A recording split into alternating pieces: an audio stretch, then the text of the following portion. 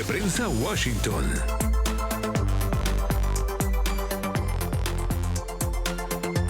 Importante reunión de Donald Trump con su gabinete, la sexta en lo que lleva de mandato. Tan importante que ha dado un anuncio fundamental.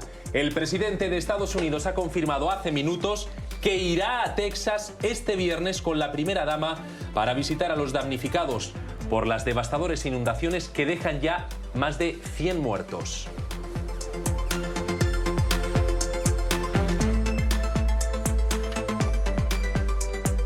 Buenas tardes, les saluda Roberto Macedonio. Bienvenidos a una nueva edición de Club de Prensa Washington, el espacio de análisis de los temas más relevantes de la actualidad internacional con los mejores periodistas, corresponsales y analistas desde Washington y el resto del mundo. Arrancamos ya con ese anuncio que ha hecho el presidente de Estados Unidos. Es la noticia del día y la vamos a analizar hoy con Natalia Cabrera, periodista de France 24, corresponsal en Washington. Bienvenida. Muchas gracias, estoy muy feliz de estar acá de regreso en la que fue mi primera casa periodística. ¿Aquí empezaste? En Bogotá. Ajá, sí. Pues bueno, ahora estás en France. ¿Qué tal la corresponsalía? ¿Qué tal aquí en Washington? Es un reto todos los días estar siguiendo la agenda del presidente Donald Trump, pero pues al mismo tiempo es el centro casi que de todo lo que sucede en el mundo y tiene impacto en el planeta entero, entonces es muy interesante estarlo siguiendo. Justamente también cumplo hoy 9 meses acá. Bueno, pues felicidades. Gracias. Mira, estamos de celebración con Natalia y también con Vanessa Vallejo, analista, periodista. Bienvenida. Muchas gracias por la invitación. Bueno, ya llevas más que Natalia, ¿no? Tú llevas 9 meses. ¿Tú cuánto llevas en Washington? 5 años ya. 5 años, nada. Entonces con ellas estamos en buena compañía para hablar de esa noticia que ha dado el anuncio de que Donald Trump acudirá a esa zona afectada por las inundaciones. No solamente ha dicho eso Trump, también ha defendido la actuación del gobierno de Estados Unidos en el despliegue de los servicios de emergencia, porque ha recibido críticas por parte de la oposición. Dice la oposición que los recortes en los servicios de emergencia habrían afectado a la respuesta que estos han dado frente a las inundaciones. Lo que dice la secretaria de Seguridad Nacional, Kristi Noem, es que eso no es así y que Estados Unidos actuó con determinación frente a esa tragedia. Escuchemos el anuncio que ha hecho Trump y la defensa posterior de Kristi Noem sobre la actuación del Ejecutivo en este caso. Iremos el viernes con la primera dama, haremos un viaje. No queremos interponernos en el camino de nadie, porque eso es lo que pasa cuando un presidente va. Todo el mundo está enfocado en el presidente y no quiero que se enfoquen en nosotros. Pero es posible que puede que haya todavía personas ahí. Es un gran área y probablemente es improbable en este punto, pero creen que podría haber la posibilidad. Pero qué situación tan trágica. Buen trabajo y nos veremos el viernes.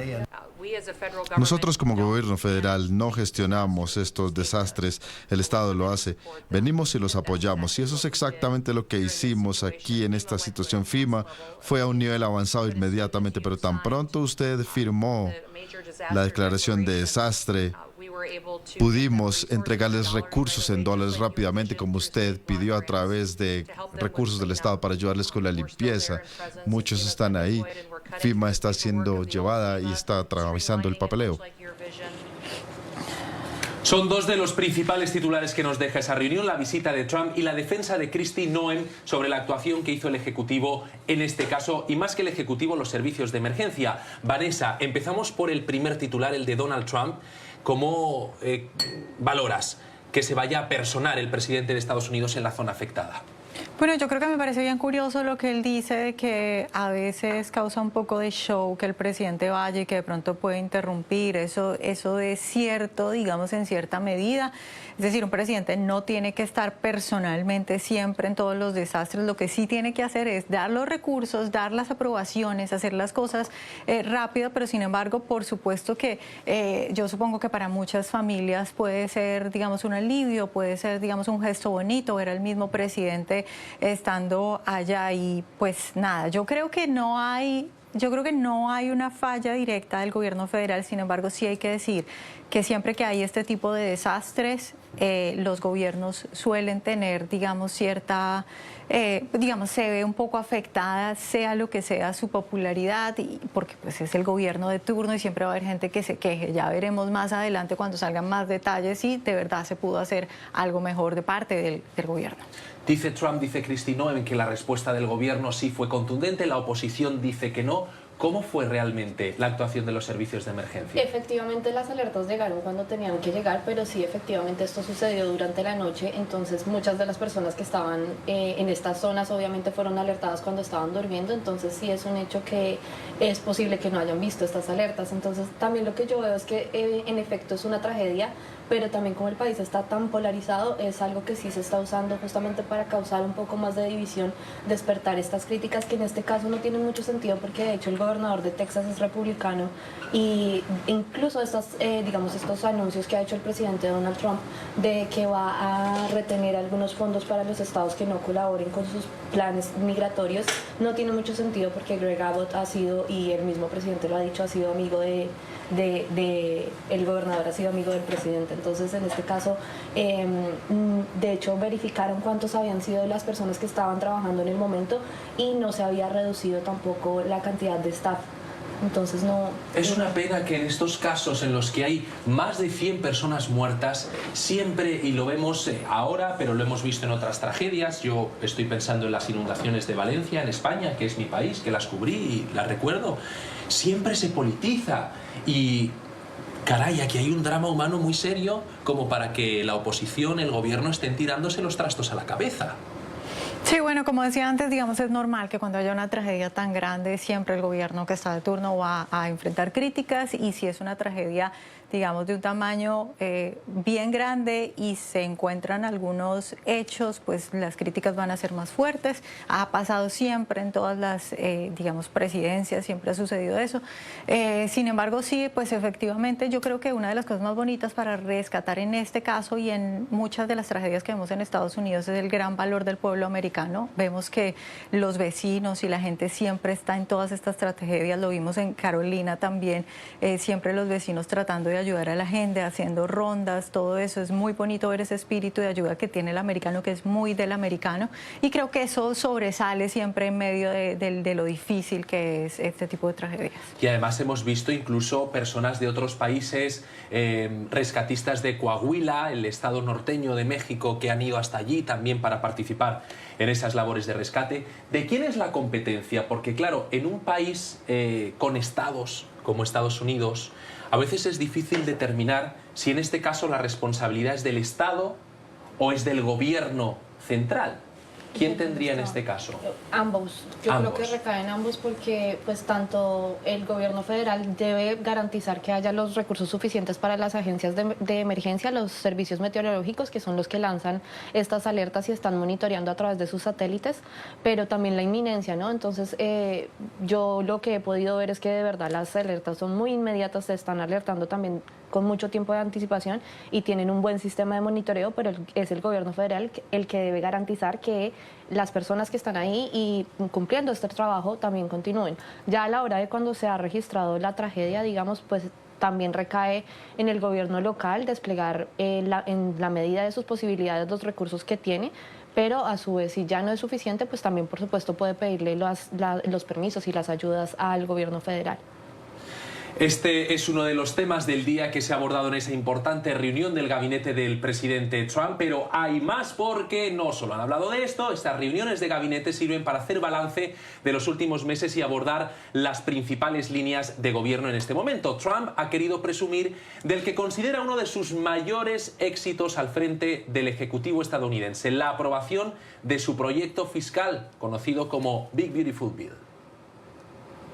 218 a 2 y luego en el centro teníamos 50 a 3. Los demócratas no tenían ni un positivo, nada positivo que decir sobre desarrollo económico, tremendo desarrollo económico. y en la frontera también. Creo que no vamos a necesitar tanto porque tuvimos 0 que entraron durante la semana pasada. No sé cuánto vamos a gastar. Ustedes creen que de hecho están salvando una gran cantidad de dinero. Realmente es un éxito, ¿no, Vanessa, que lo aprobara porque tenía en contra a Elon Musk, que se desahogó día tras día en Twitter, en X, contra la Big Beautiful Bill, y también tenía en contra algunas voces críticas de los republicanos. 2 congresistas votaron que no, aún así salió con 218 votos, pero no fue fácil, lo consiguió, eso sí. Total, esto es the art of the deal. Sí. O sea, este hombre definitivamente es uno de los mejores negociadores, sea que le guste a la gente o no le guste. Era casi que imposible que consiguiera eso, además que él mismo se puso la fecha del 4 de julio, sí. O sea, él mismo se pone límite con unas mayorías tan escasas y aún así lo logra. Y no solo eso, sino que es un paquete tan grande que comprende tantas cosas que era muy difícil que se pusieran de acuerdo todos los republicanos, y de hecho entre ellos se oponían porque algunos querían mayores recortes del gasto y otros al contrario lo que querían era que no les recortaran, por ejemplo, Medicaid a gente que estaba en sus estados. Entonces es un muy gran logro para el presidente. Ahora bien, dicho eso, vienen meses también muy interesantes porque luego vienen las elecciones de medio término y la campaña de los demócratas va a girar en torno a que lo que se aprobó en este proyecto de ley va a perjudicar a la gente. Eso es lo que van a decir los demócratas. Entonces van a tener durante todo este tiempo, de aquí a las elecciones de medio término, los republicanos y el presidente tienen que seguir vendiendo ese proyecto y seguir presentando resultados y presentando números para decirle a la gente antes de las elecciones, miren, este proyecto, como les prometimos, sí está mejorando la vida del ciudadano a pie. Porque, claro, hay muchas dudas precisamente por los recortes al Medicaid, ¿no? Ese es el talón de Aquiles, lo que más críticas ha recibido, que la gente dice, bueno, si usted va a recortar en el Medicaid, eso es impopular en Estados Unidos, hacer eso. Es bastante impopular y de hecho ese es justamente lo que acabas de decir, el punto débil de la medida, y de hecho es muy interesante que estos nuevos requisitos para Medicaid entran a partir del 1 de enero de 2027, entonces ese es justamente después de las elecciones de medio término, con lo cual con toda seguridad los demócratas van a llevar esto como su principal bandera para esas elecciones, para tratar de recuperar el control de ambas cámaras en el Senado. Y yo estoy un poquito como en desacuerdo con que no haya sido, para mí no fue una sorpresa, o sea, para mí iba a pasar porque a pesar de que las mayorías, eran estrechas, de todas maneras, pues el Partido Republicano es el partido del presidente Donald Trump, ahora se ha transformado, y yo creo que a pesar de que algunos de los legisladores le manifestaron sus resistencias y le pidieron que hiciera algunas concesiones, estaban también buscando cosas específicas para sus estados, como sucedió en el caso de Alaska, por ejemplo, que la senadora consiguió que se le hicieran unas excepciones a sus capitanes de los balleneros en materia de impuestos. Entonces ayer entraron en una negociación con el presidente Donald Trump, con el presidente de la Cámara de Representantes Mike Johnson también, a ver qué podían conseguir para ellos mismos, pero yo creo que el riesgo para cada uno de los legisladores de todas maneras era muy alto, el hecho de perder el apoyo del presidente Donald Trump, que de hecho los había amenazado a algunos con irlos a un proceso de primarias, y justamente perder ese apoyo de cara a las elecciones de medio término del próximo año creo que era un riesgo que no muchos querían correr. Le ha salido bien la jugada, le salió, por eso ha presumido. El Medicaid es, para la gente que no lo sepa, estamos diciendo que ha sido lo más impopular dentro de esa Big Beautiful Bill, son una serie de ayudas, ¿verdad? Sí, las personas en este caso con bajos recursos, ayudas económicas para que, bueno, pues subsidios a las personas de estratos sociales, digamos, más desfavorecidos. Ha recortado en eso, ha impuesto también el impuesto, valga la redundancia, a las remesas, y ha recortado en otros impuestos. Es parte de ese macropaquete fiscal que Trump consiguió sacar adelante, su medida estrella y del que hoy ha sacado pecho. Pero no solo se ha hablado eso en esta importante junta de secretarios, en este gabinete del presidente Trump, porque el secretario del Tesoro, Scott Bessent, ha presumido de los buenos datos de recaudación que generan en Estados Unidos los aranceles.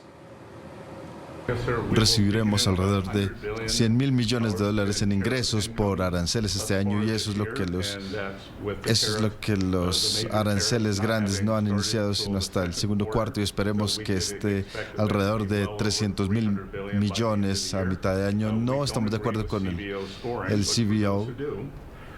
El CBO viene a los próximos 10 años a 2.3 trillones, lo cual es probable. Esos ingresos los generan los aranceles, por ello lo ha celebrado en esa reunión tan trascendental que ha habido hoy en la Casa Blanca el secretario del Tesoro, justo un día después de que Trump apruebe una docena de aranceles nuevos a varios países, entre ellos Japón, Corea del Sur, entrarán en vigor el 1 de agosto, pero ha dicho Trump, habrá más aranceles. Bueno, el presidente Trump yo creo que está jugando mucho a la negociación con esto de los aranceles. Algunos ya lo están criticando diciendo, bueno, si lo sigues aplazando vas a perder credibilidad. Yo no creo que vaya a perder credibilidad porque cuando el presidente se enoja, todo el mundo sabe que se enoja y que es capaz de hacer cosas que a todo el mundo le parecen locas, a él no le importa. Y es bien, digamos, yo creo que hay que resaltar que sacar este tipo de acuerdos de aranceles y negociaciones con países en un proceso normal podría tardar un año, más de un año, y él está sacando esto con decenas de países en cuestión de meses y presionándolos para que ellos le den una posición más favorable de la actual a Estados Unidos. Entonces creo que es una pelea bien fuerte que se está dando y creo que si bien en un principio había críticas y preocupaciones muy válidas acerca del efecto que esto podría traer en los precios, lo que hemos visto hasta hoy y lo que ha explicado hoy además en un anuncio muy importante en la Casa Blanca es que los precios, no solo en general los precios de los productos, sino los precios de los productos importados en particular están bajando más incluso que los precios de los productos en general, lo cual pues es muy importante, es un logro muy importante para la administración y para decirle a aquella gente que decía se va a disparar la inflación al techo, que por lo menos por ahora eso no está pasando.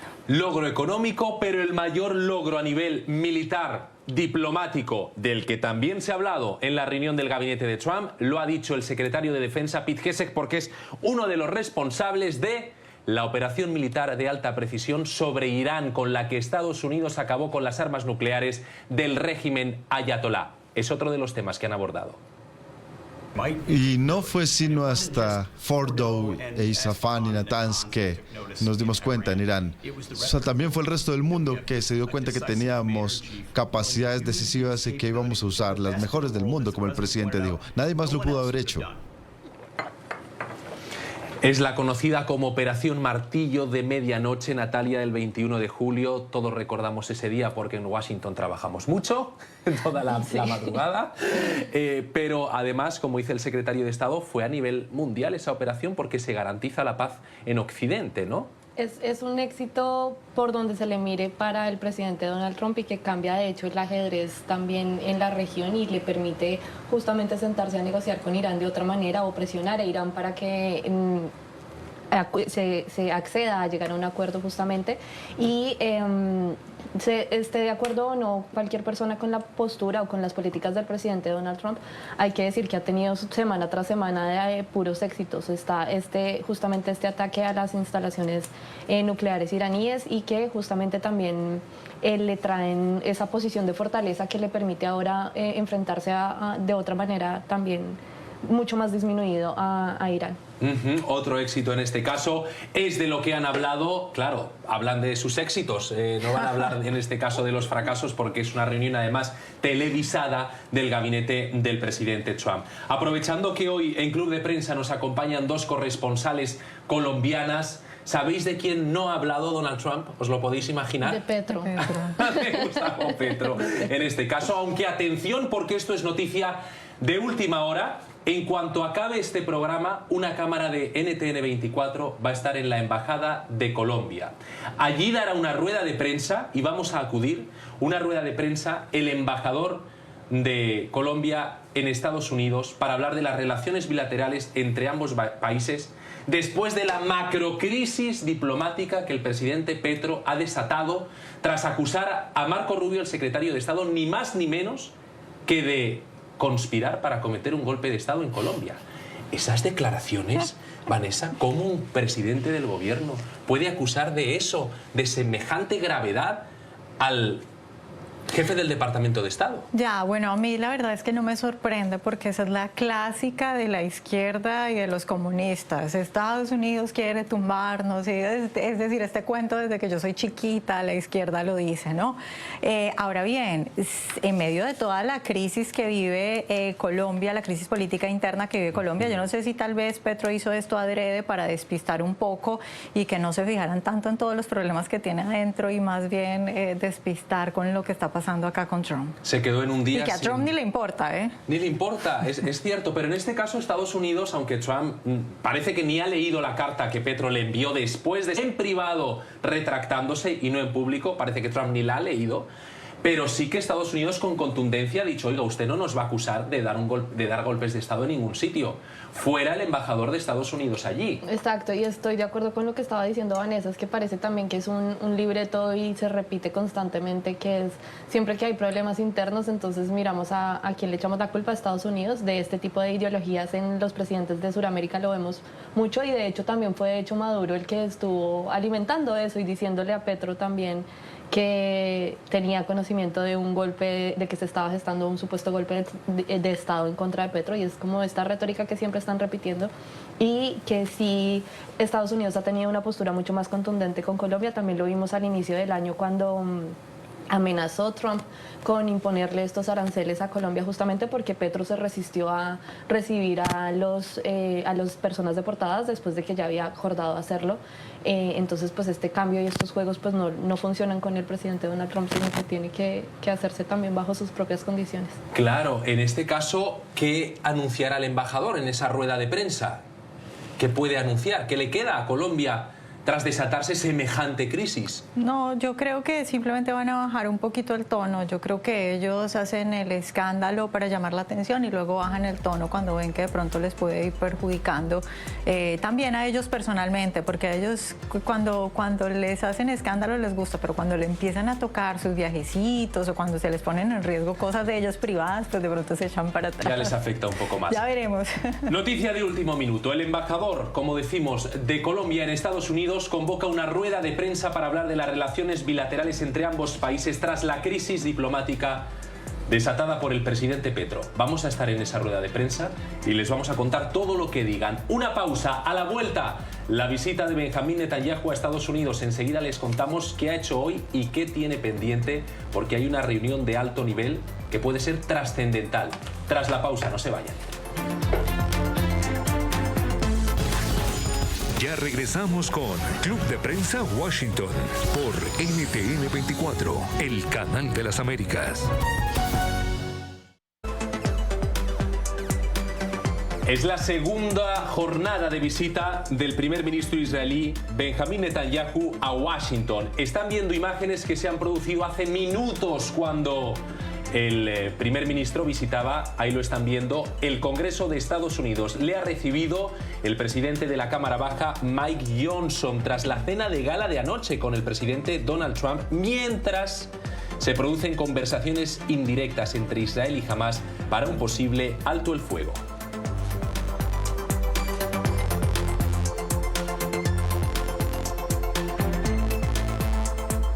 Esto es Club de Prensa Washington. Seguimos analizando la actualidad de esta ciudad que afecta también al resto del mundo. Estamos con Natalia Cabrera, Vanessa Vallejo, y se suma también a este bloque para analizar esa visita del primer ministro israelí, Gabriel Bentasgal, periodista especializado en Oriente Medio desde Israel. Gabriel, bienvenido al programa, bienvenido al club. Un gusto. Un placer. Compañero, ¿por qué es tan importante esta visita de Benjamín Netanyahu a Washington? Bueno, hay tres posibilidades centrales en las discusiones entre ambos mandatarios. El primer tema es, me imagino que deben estar analizando hasta qué punto el golpe recibido por Irán es suficientemente profundo como para satisfacer ese deseo de eliminar sus capacidades nucleares militares. No está muy claro que eso haya sido conseguido. Lo segundo es ver si se puede aumentar la cantidad de países que se suman a los pactos de Abraham, específicamente si Arabia Saudita ha firmado un acuerdo de paz con Israel. Y el tercer punto es la posibilidad del cese de fuego con Hamás, 60 días de cese de fuego y la liberación de al menos 10 rehenes vivos y otra cantidad de rehenes fallecidos. Son tres temas fundamentales en esta agenda. Las instalaciones nucleares, nos dice Gabriel, los acuerdos de Abraham y la liberación de rehenes. Quizá ese tercer punto sea el que más preocupe al presidente Trump, por supuesto los otros también, pero él se ha pronunciado mucho acerca de la liberación de rehenes.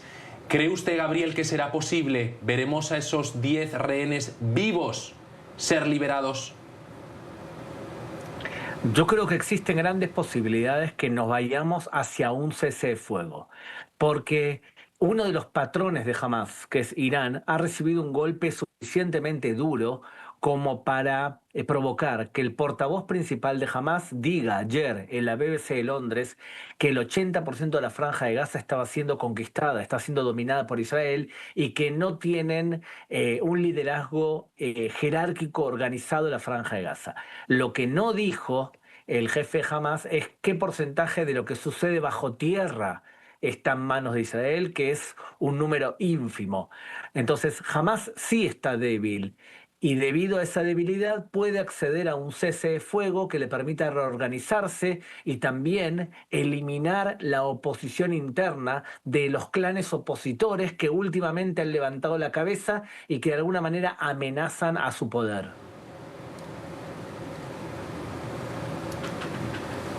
Gabriel, soy Vanessa Vallejo, te quiero preguntar algo. Es decir, ¿tú ves la posibilidad de que el primer ministro Benjamín Netanyahu, por ejemplo, quiera avanzar y continuar los ataques tanto en Gaza como en Irán, y un presidente Trump que no esté de acuerdo y que de pronto veamos a un Benjamín Netanyahu seguir adelante aún con la posición del presidente Trump? ¿O crees que por lo que hemos visto Netanyahu se va, digamos, a alinear siempre con el presidente Trump? Yo creo sinceramente que en todo estos últimos meses se ha demostrado un alineamiento muy consistente entre Israel y Estados Unidos, entre las dos administraciones. Es cierto que si uno se guía por ciertas declaraciones y por tuiteos, podría llegar a parecer que no es así. Pero te digo dos puntos. El primero, no descartes la posibilidad que Estados Unidos e Israel coordinadamente vuelvan a atacar a Irán. Y lo segundo es, no hay que descartar la posibilidad que de forma coordinada el primer ministro de Israel no acepte el fin de la guerra en este cese de fuego y vuelvan a producirse ataques militares para fomentar el plan de Trump, que es promover cierta inmigración de la franja de Gaza. Gabriel, buenas tardes. Justamente sobre ese plan del presidente Donald Trump en la franja de Gaza, que también anunció aquí en Washington a inicio de año junto al primer ministro israelí Benjamín Netanyahu. Entonces, ¿cómo entra este plan específico justamente para reconstruir la franja en medio de estas negociaciones que también están teniendo lugar en paralelo en Doha? Yo creo que el principal objetivo de Israel, de hecho son dos objetivos. Uno es liberar a los rehenes y lo segundo es derrocar al Hamas de la franja de Gaza. Si el Hamas termina exiliándose de la franja de Gaza y hay un gobierno alternativo que no sea Hamas, puede ser que avancemos en ese deseo de reconstruir la franja de Gaza. Pero si el deseo de reconstruir va a pasar por la permanencia en el poder de Hamas, que es lo que de hecho Hamas desea, no veo grandes posibilidades que ocurra, por lo menos no en el gobierno de Netanyahu y no en futuros gobiernos. Yo creo que el tema puntual ahí es si se acepta o no se acepta la permanencia de Hamas en el poder. La reconstrucción o el exilio va a depender justamente de eso. Es uno de los puntos clave. Otro son las declaraciones que acaba de hacer hace minutos el primer ministro israelí, Benjamín Netanyahu. Las tenemos, vamos a comentarlas con usted, Gabriel. Escuchemos lo que ha dicho. The president and I believe El presidente y yo creemos en una doctrina llamada paz mediante la fuerza. Primero viene la fuerza y luego la paz. Nuestra acción decidida, la firme decisión del presidente Trump de actuar con nosotros contra quienes buscan destruir a Israel y amenazar la paz mundial ha marcado un cambio notable en Oriente Medio. Los extraordinarios pilotos estadounidenses del B-2 demostraron una perseverancia, persistencia y poder extraordinarios. Los soldados de Israel lucharon como leones, nuestros pilotos atacaron con fuerza y nuestra alianza común rugió como un trueno, y esto está generando un gran cambio en nuestra región. Un gran cambio, dice el primer ministro, habla de esa alianza común, la doctrina de la paz a través de la fuerza. Parece que las relaciones son más sólidas que nunca entre Estados Unidos e Israel, a juzgar por las declaraciones del primer ministro, ¿no? Bueno, es coherente con lo que expliqué antes. Yo creo que hubo una coordinación total entre Israel y Estados Unidos, incluso en el timing para atacar a Irán. Creo que en ese sentido nosotros como periodistas a veces nos dejamos guiar por ciertos tuiteos o ciertas interpretaciones o ciertos deseos de pensar que el presidente norteamericano va a presionar a Israel para que haga a Israel algo que no desea. No lo veo tan claro en esta administración. Quizás en la administración anterior sí podíamos ver eso. La administración Biden no permitió a Israel hacer ciertas cosas, incluso sancionó y amenazó a Israel con, por ejemplo, no facilitarle arsenal bélico para poder continuar su guerra en la Franja de Gaza. No veo esa realidad ahora. Y por otro lado, te das cuenta por lo que dice Netanyahu en esta declaración que el 7 de octubre golpeó muy fuerte en la forma de ver el mundo del primer ministro y también de los israelíes, a tal punto que se toma la iniciativa militar y no se espera que ataquen. Te voy a dar dos ejemplos.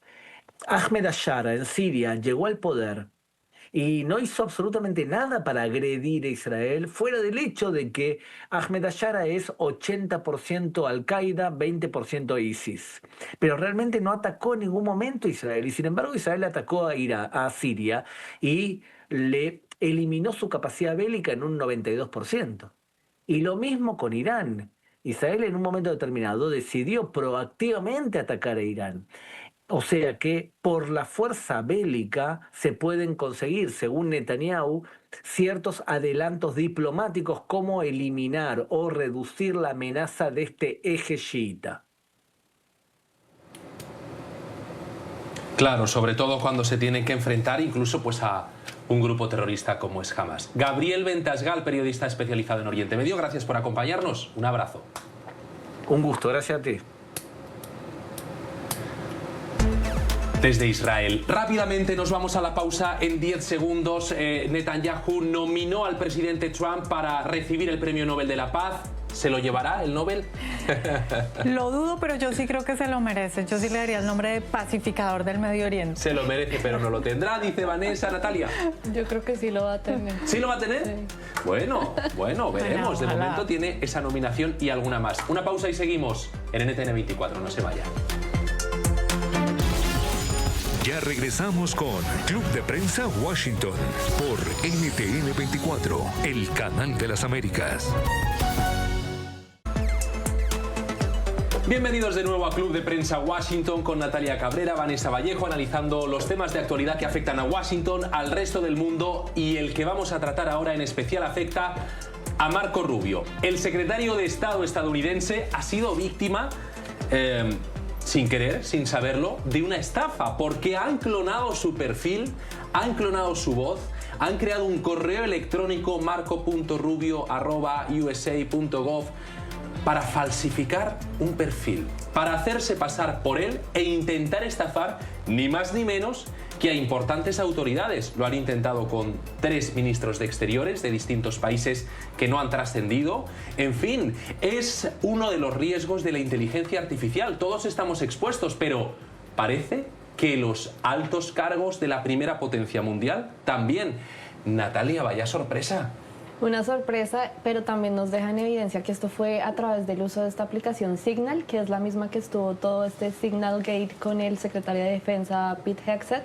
Entonces creo que es también una oportunidad para que ellos mismos revisen cuáles son las plataformas que están utilizando, si bien no está establecido y permitido dentro de los estándares del Departamento de Defensa y del Departamento de Estado, y si están utilizando o no mucho estas otras plataformas, porque se pueden presentar este tipo de cosas. Pero sí, ¿qué podemos pensar nosotros si las más altas esferas de Estados Unidos están en riesgo de estas cosas? ¿Qué nos puede pasar a los demás? Y creo que está fuera de control. Hay que revisar también qué tipo de control justamente se puede imponer para este tipo de tecnologías que se están usando sin medida en la actualidad. El Departamento de Estado ha abierto una investigación. Esto, el lado positivo, entre comillas, por decir algo, es que lo detectaron rápidamente, intervinieron, desmontaron toda esa farsa, pero bueno, ahí quedó el susto, ¿no? Bueno, yo creo que aquí toca lo básico, ¿no? Si a ti te llama alguien muy importante, tú devuelves la llamada a la oficina y preguntas si de verdad sí es esa persona, ¿no?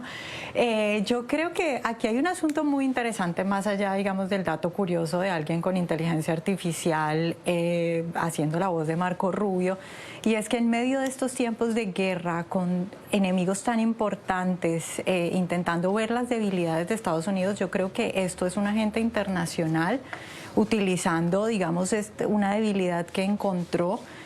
Yo creo que si bien es difícil para una potencia enemiga de Estados Unidos atacar, digamos, de manera física, las guerras ahora no solo son de manera física, sino de otras maneras.